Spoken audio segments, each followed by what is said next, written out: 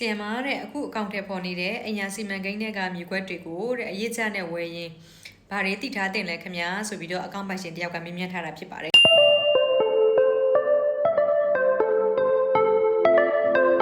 ဆိုလို့ရှိရင် developer တွေကမြေခွက်တွေကအကွက်လိုက်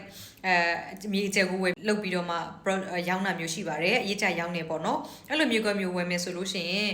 ကိုယ့်ရဲ့မိတ်ဆွေတွေအနေနဲ့အရေးချဝယ်ယူကြမဲ့ဒီအိမ်ယာကနေအရေးချဝယ်ယူကြမဲ့ဒီဝယ်သူတွေအနေနဲ့တိထားတဲ့အချက်က5ချက်ရှိပါတယ်နံပါတ်1ကတော့မြေမျိုးစားပေါ့နော်ကိုဝယ်ယူမဲ့ဒီမြေခွက်ရဲ့မြေမျိုးစားကိုတိထားဖို့လိုအပ်ပါတယ်ဥပမာအနေနဲ့ကိုကပါမီမြေဝယ်မှာလားဒါမှမဟုတ်ဘယ်နဲ့ဂရန်လားဒါမှမဟုတ်မြေပိုင်မြေလားဘိုးဘပိုင်မြေလားဒါမှမဟုတ်လို့ရှိရင်လည်း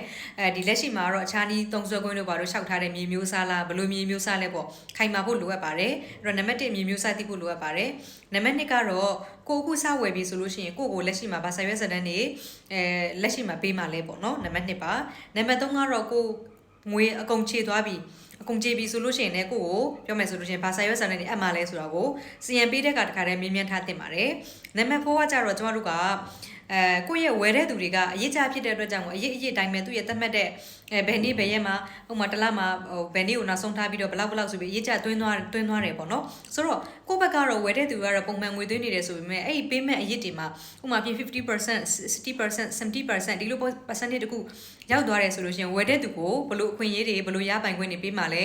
ဆိုတဲ့အချက်တွေပါမေးမြန်းထားတင်ပါတယ်ဒါနံပါတ်4ချက်ပါနံပါတ်5ချက်ကတော့အရေးကြီးပါတယ်အကယ်၍ပေါ့နော်ကျမတို့ဒီဝယ်တဲ့အရေးကြမြေခွက်ဝယ်တဲ့သူတွေက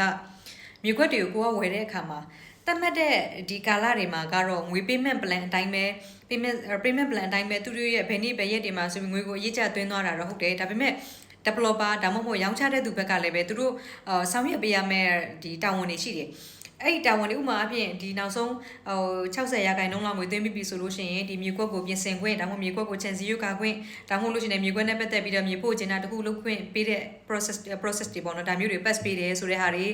ပြီးလို့ရှိရင်နောက်ဆုံးငွေကြေးရှိပြီးဒါမှမဟုတ်ဒီ percentage တခုချန်ထားပြီးတော့90%လောက်ပြီးသွားပြီဆိုလို့ရှိရင်ဘာဆိုင်ရွက်စတဲ့နေပေးမယ်ဒါမှမဟုတ်လို့ရှိရင်မြေကွက်ကိုဘယ်လိုပုံစံမျိုးအကောင့်ထဲပေါ်ပေးမယ်ဆိုတဲ့ဟာတွေသူတို့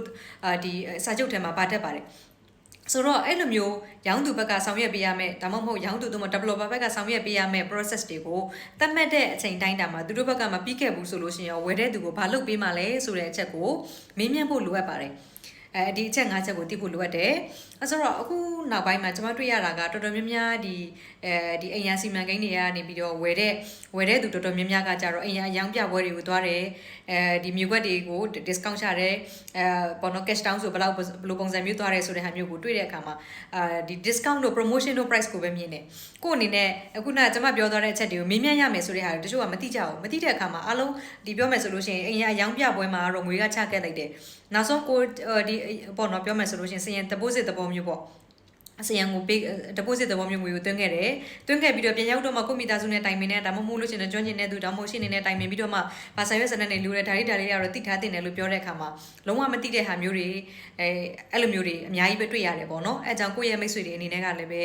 ဒီလိုမျိုးအရေးကြရောင်းတဲ့အိမ်ယာစီမံကိန်းတွေကမြေခွက်တွေကိုဝယ်မယ်ဆိုလို့ရှိရင်ကျမအခုနကပြောသွားတဲ့အချက်5ချက်တွေကိုစစ်ပြီးမှပဲဝယ်ယူပါလို့ကျမအနေနဲ့အကြံပေးချင်ပါတယ်ကျမကတော့အိမ်ချမ်းမြေဘူးတူတာတွေကို sharing လုပ်ပေးနေတဲ့ lawyer စုမုံပါရှင်